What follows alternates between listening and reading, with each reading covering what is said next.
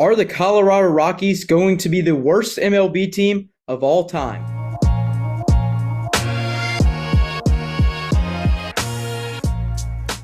Hello, everyone, and welcome to episode 16 of the Halftime Sports Talk Show. I'm your host, Reese Kinder. We are back again. I know we missed last week, the draft. Kind of got overwhelmed with stuff, just was very busy, could not come on the show. But we are back again for another week of sports recap. We did sadly miss the draft. I would have loved to cover that if I would have been able to. But we are going to get right into it. We're going to start with the NFL. I know we don't talk about the NFL right now because nothing's really going on. Sorry, excuse me. But one of the big storylines of today, actually, breaking news coming out of the Steelers, wide receiver George Pickens has been traded to the Dallas Cowboys for some draft picks. And this is big. I mean, Dallas always doesn't make an offseason move. We never really see an offseason move from Dallas, and finally we get to see a big one. Pittsburgh trading Pickens to the Cowboys. This is per NFL Network insider Ian Rappaport. Dallas will receive, I believe Dallas actually gave Pittsburgh a 2027 sixth-round pick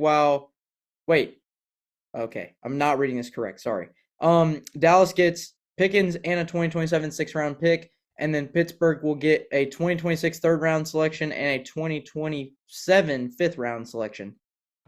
And then the Cowboys actually waived wide receiver Seth Williams in a corresponding move.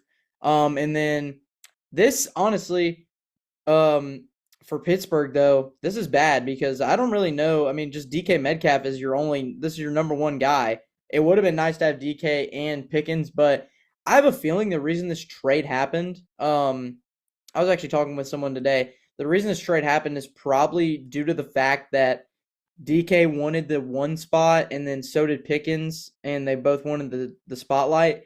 And I believe this is just what occurred is just both of them kind of got into a little argument or something, and this could have possibly blown over, and then Pickens might have secretly requested a trade without anybody knowing, and then you see Pickens ends up going to Dallas. And now the Cowboys have another wide receiver weapon in Pickens, and they have CeeDee Lamb as well. So Dallas's wide receiving core definitely going to be big news for that, considering that Dallas definitely needed a receiver for sure. And then actually some other news out of the NFL. The Jacksonville Jaguars released wide receiver Gabe Davis after one season. Gabe Davis last year did not put up the production numbers that Jacksonville thought he was going to, and Davis released after he was actually released 7 hours ago, according to NFL.com. So Gabe Davis out as a Jaguar. I wonder what team he will end up at. To stay on the topic of football, we're going to move to some college football, and actually some news coming out of Akron. The Akron Zips are now ineligible for a bowl game after their, I believe it's APR rankings. They fell to a 91.4, I believe is what it was, and they are no longer eligible for a bowl game due to academic reasons. So the Akron Zips, this is big because Akron has not been good since 2015, and it's bad news now that they can't make a bowl game. Akron with the APR ranking, just not what you want to see out of Akron, Ohio, with the Zips having bad grades. Particular one has Ohio State at number 1, which I kind of agree with there. I mean, Ohio State obviously defending national title champion, and they looked really good last year, and I think they'll definitely sit at the 1 spot for sure coming in the season. And then your number 2 team, Arch Manning. Arch Manning is now the quarterback at Texas after Quinn Ewers did get drafted to the Dolphins. Arch Manning in Texas, I believe, will be a very good team next year, possibly a national title team if they don't get beat like they did last year. I got Texas. I got Texas at 2 as well. I like that pick. And then Penn State at 3. Penn State, here's a reason I don't think they're going to be that high when the actual preseason poll comes out. Penn State's they're all right. They're not the best. I mean, they're a good team, but their receiving core is not very impressive to me. And I do like their quarterback. Drew Allard's all right, but this Penn State team needs to be a little bit further in the rankings. They don't need to be 3. They need to be about 6. 5 or 6 would be a good spot for them. But Penn State at 3, kind of disagree with that pick there. And then Clemson at 4. This is also another one I disagree with too. Clemson, I mean, has the easiest path. Actually, I saw this on Instagram earlier. Has the easiest path to 12-0. I mean, their first game of the season, they play LSU. That's a 50-50 game. And then they got Troy. I mean, that's easy. Their only 50-50 games really are just or it's that neutral site game against LSU and then at South Carolina at the end of the season are the 2 games that really stand out that they could lose. So Clemson probably I say needs to be about the 8 spot if you're going to rank them, or maybe the 6 spot. I don't know. But yeah, Clemson at 4, don't really agree with that pick either. And then Georgia at 5. I mean, a lot of people were high on Gunnar Stockton. I watched him in the SEC championship game. Gunnar Stockton is not. I mean, he's not a good quarterback. He's just or like a runner guy. He just runs. He's like a running back. He he can't really throw the ball that far. I saw him in that Texas game. He did not make a good read at all. On like fourth down or on like third and long, he just threw it right to a Texas guy for an interception. And yeah, Gunnar Stockton and Georgia are definitely gonna have some problems, but the fifth and sixth spot would kind of be a spot I'd put them anyway because their history of being good. But yeah, I kind of agree with that pick at Georgia at 5, but got to see what Gunnar Stockton's going to do throughout the season. And then Oregon at 6, I do not agree with this pick. I would say Penn State and Oregon should kind of swap places because Oregon, I believe, has a good team this upcoming year. And yeah, I mean, they've just got outstanding coach in Dan Lanning, and I do think that this Oregon team will be a lot better than the preseason polls put them out to be, and they'll definitely prove that the first few games they play. And then I do like this 7th spot, Notre Dame. Notre Dame, I mean, obviously an independent, but I do like the fact that they are at the 7th spot because no one really knows what's going to happen with them since Riley Leonard, I believe, is gone. But the plant or the growing pains like that they're going to go through. I mean, right here, C.J. Carr or Kenny Mitchie are going to be possibly replacing them. So we'll see what happens there. But I definitely like the spot where Notre Dame's at because no one really knows what's going to happen. And then LSU at 8. That's a way too high for LSU. I mean, LSU did all right last year, but yeah, Garrett Nussmeier. This guy on CBS saying Garrett Nussmeier is the best quarterback in the SEC until Arch Manning or someone else proves otherwise on the field. I do not think so. Garrett Nussmeier is a mediocre quarterback at best, and I mean he's going to prove that. I guarantee if LSU does start out this high, they'll lose to Clemson that first game because Clemson. I mean, I know they've had trouble with SEC schools, but Clemson is just like, yeah, I think they'll beat LSU in that neutral site game for sure, and I believe that's in Orlando for the first game of the season. And then Alabama at 9. Heck no. No, no, no. Alabama does not need to be that high ever. Because I can tell you this. I said it last year. Obviously, we didn't have a show at the start of last year, but I was telling people, I was like, when Kalen DeBoer got hired at Alabama, I was like, this is not going to work at all. And I said Alabama would lose 4 games last year, and they did. I say Alabama this year loses 4 to 5 games.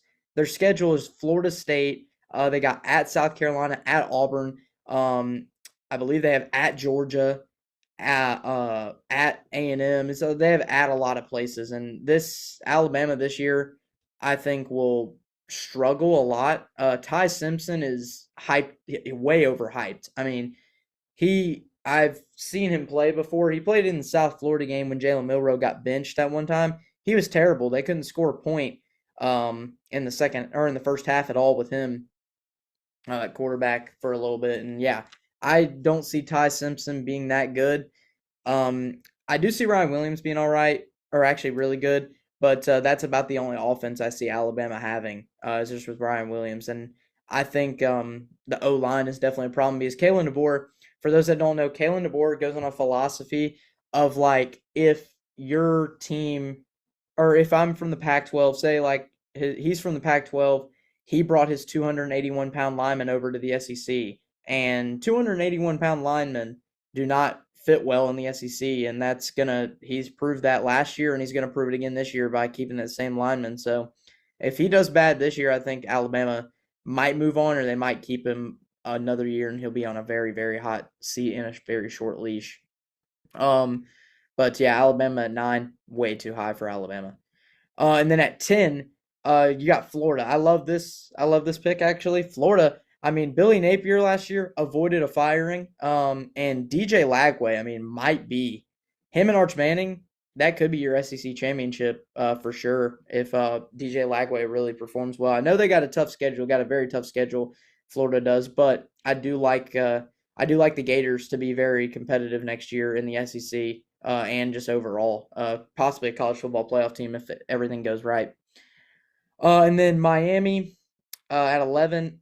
I I just don't know. Carson Beck had all that off-season stuff where he broke up with his girlfriend or cheated with her or whatever. I don't know. And then got his car stolen and everything and all this other stuff. And Miami just, I don't know. I don't see Miami being that good next year at 11.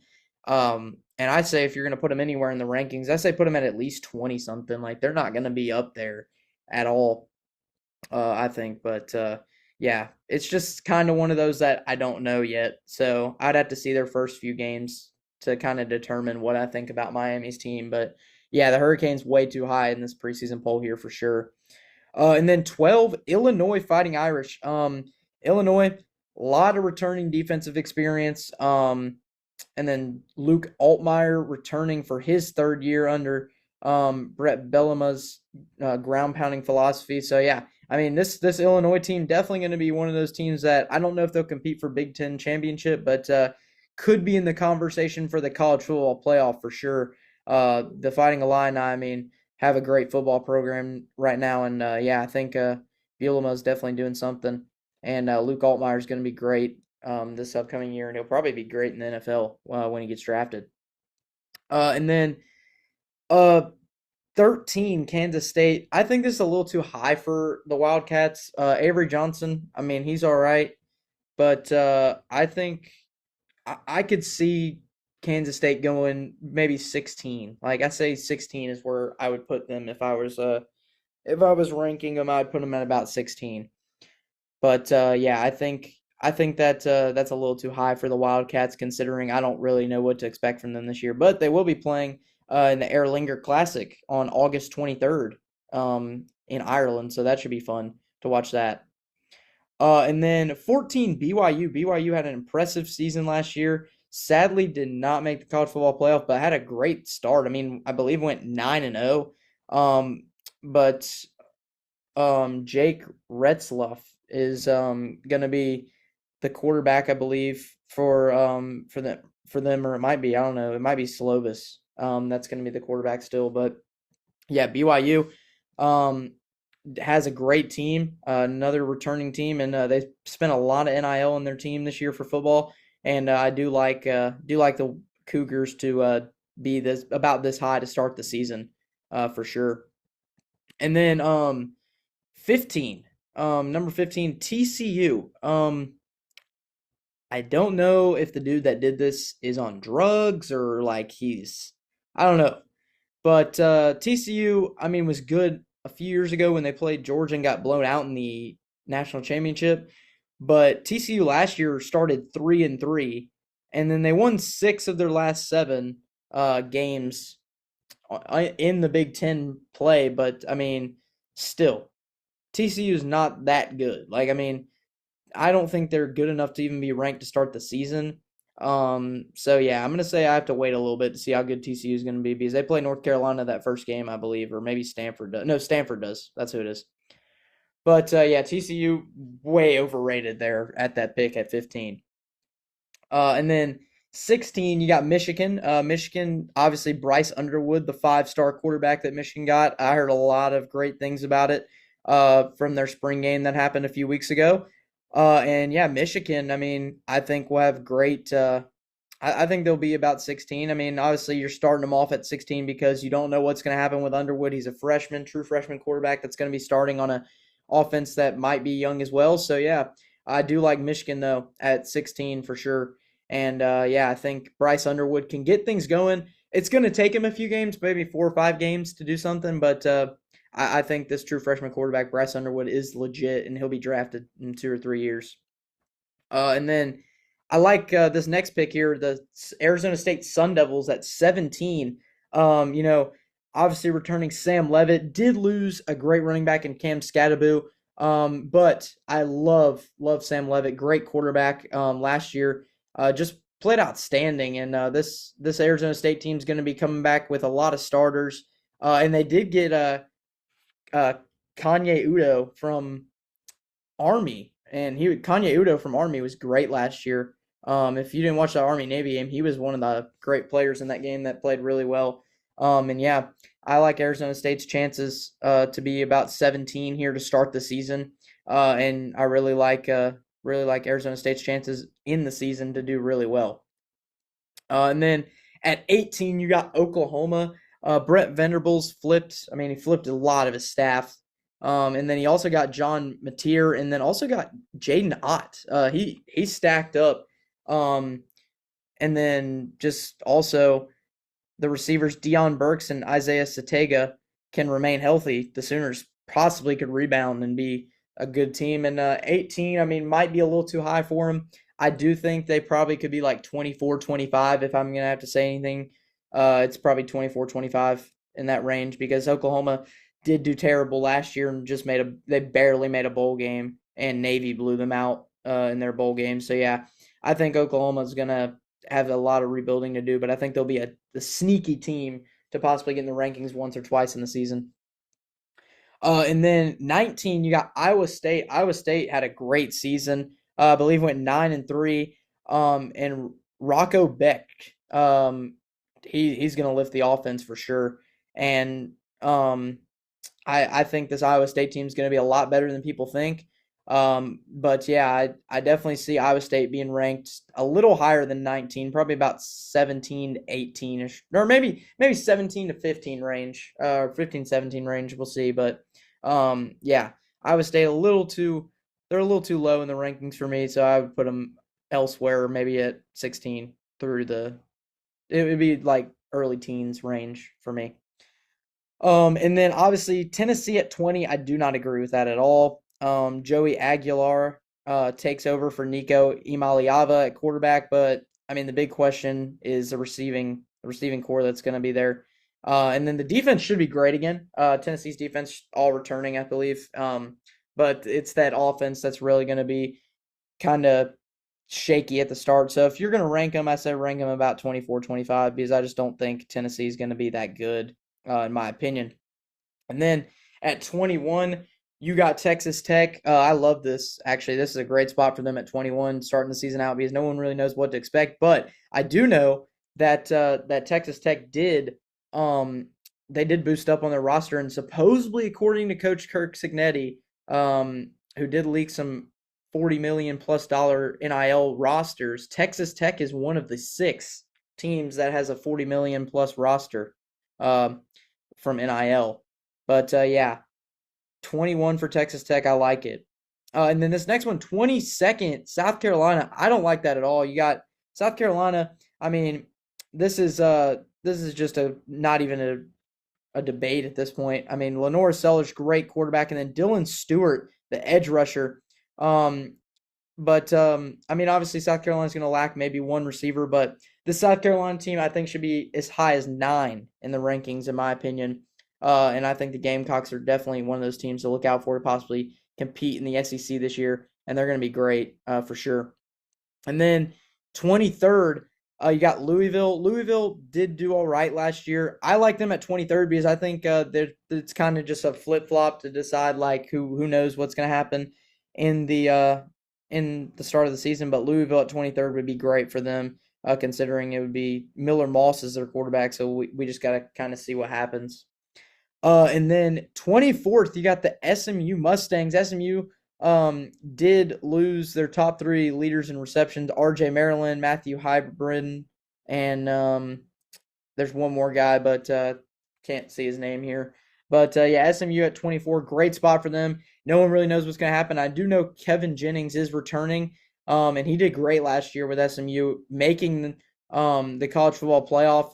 And yeah, I think the Mustangs be back in that contention or back in the talk again as the season progresses next year. But I like the spot to start out the season. And then your last team is the Auburn Tigers. Obviously, going to be a little bit biased here, but if anybody that doesn't really follow football thinks Auburn's not going to be that good, you were wrong because Auburn has one of the best receiving corps in college football. Actually, the sixth best receiving corps in college football, according to On Three. And then obviously Jackson Arnold, the Oklahoma transfer, if he can get going under Hugh Freeze's offense, uh, Auburn might have a great team and they might be really, really highly ranked to start the season. But 25 is a good spot for them. Even if they don't even get ranked in the preseason poll, they'll be an honorable mention for sure. And they'll probably be in if they beat Baylor that first game of the season. But yeah, that is your preseason top 25 from CBS Sports. But we will definitely be covering more college football as it gets closer. We're getting close to summer practices soon, coming up in June. So yeah, football. We are going to take one quick moment to talk about a sport that we never talk about. Actually, it is the Kentucky Derby. If you guys didn't hear, we're just going to do it really quick. But if you guys didn't hear, this weekend, actually, this past weekend, Sovereignty preserves to win the 151st Kentucky Derby. Sovereignty had 9-1 odds in that race, and it was a muddy Kentucky Derby. But yes, Sovereignty wins the Kentucky Derby and will not race in the Preakness on May 17th. But yes, Sovereignty did win the 151st Kentucky Derby. And now we are going to move on to some NBA playoffs currently going on right now. And yeah, obviously, if anybody didn't hear the news last night, Steph Curry out at least 1 week with a hamstring strain after straining it in the first game of the West Conference semifinals. But the Warriors did go on to win that game 99-88. And that was a great game by Golden State. Golden State's really on a roll right now as the 7th seed, and the Timberwolves are the 6th seed. But tonight's games, you got game 2 of the East semifinals between the Knicks and the Celtics. Knicks won that first game. Great comeback win for New York. And then also later on tonight, you got the Nuggets and the Thunder. That's game 2 of that series. The Nuggets also came back to win that and defeat the number 1 seed Thunder in game 1. And yeah, those 2 games, catch those on TNT, True TV, or Max tonight. The Knicks game at 6 and the Nuggets game at 8:30. And then tomorrow night, you got game 2 of the Wolves and Warriors series, Western Conference semifinals at 7:30 Central Time, 8:30 Eastern on TNT, True TV, and Max tomorrow. That should be a great game between the Warriors and the Timberwolves. I mean, the Warriors and Timberwolves, Jimmy Butler had another great game against his former team.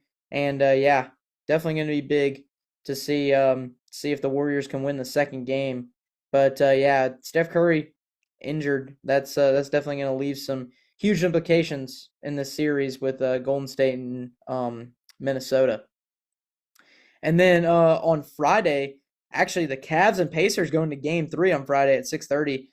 Pacers actually up. If you guys didn't see that last night, Tyrese Halliburton hit a game winner against the Cavs to put the Pacers up 2-0. The Pacers are doing really good right now. Tyrese Halliburton averaging 18.6 points per game, 3.5 rebounds per game, and 9.2 assists per game. And then obviously the Cavs, Donovan Mitchell, 24 points per game, 4.5 rebounds per game, and 5 assists per game. But yeah, Cavs and Pacers game 3 on Friday, and then the Thunder Nuggets game 3 on Friday as well.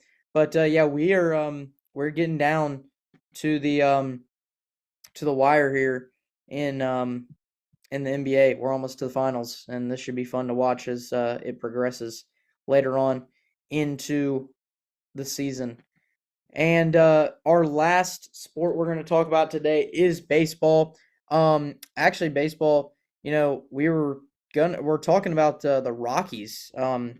Colorado Rockies actually got to be the worst team in MLB. They're going to be the worst team in MLB history if they keep it up. I mean, Colorado Rockies currently stand at a whopping 6-28, 17 games out of first place. And it's May.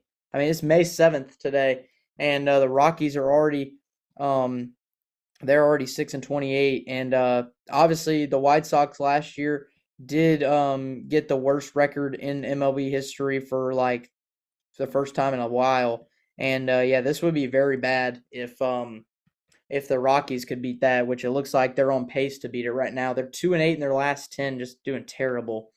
But some games going on right now, um, with the Rockies, or not with the Rockies, with the MLB. You got the Athletics beating the Mariners in the seventh inning, 5-4, and then the Mets beating the Diamondbacks 3-0, and then Dodgers and Marlins are tied 0-0, and then the Guardians and Washington already played. It's 8-6 final. Guardians took the win, and then Astros got a win against the Brewers 9-1, and then Pittsburgh lost 5-0 to St. Louis, and then San Francisco beat the Cubs 3-1. And those are some games from today. Just looking at standings overall, the Yankees currently lead the American League East with the Red Sox following 2.5 games behind, and the Rays at 3-5, or 3.5 games behind at 16-19, and then the Blue Jays also tied with the Rays. And then the Orioles, I don't know what's happened with them. Orioles 13-21, 3-game losing streak, and they're 3-7 in their last 10. Just not doing very good right now. Baltimore's not, but hopefully they can turn things around since the early part of the season. And then, honestly, the team to beat right now in the American League is the Tigers. Tigers are 22-13, having a stellar season. And then the Guardians are 22-15, and then the Royals 21-16. Just the whole NL Central, or not the whole NL Central, the first three teams in the NL Central doing great. Tigers, Guardians, and Royals all looking stellar here to start the season.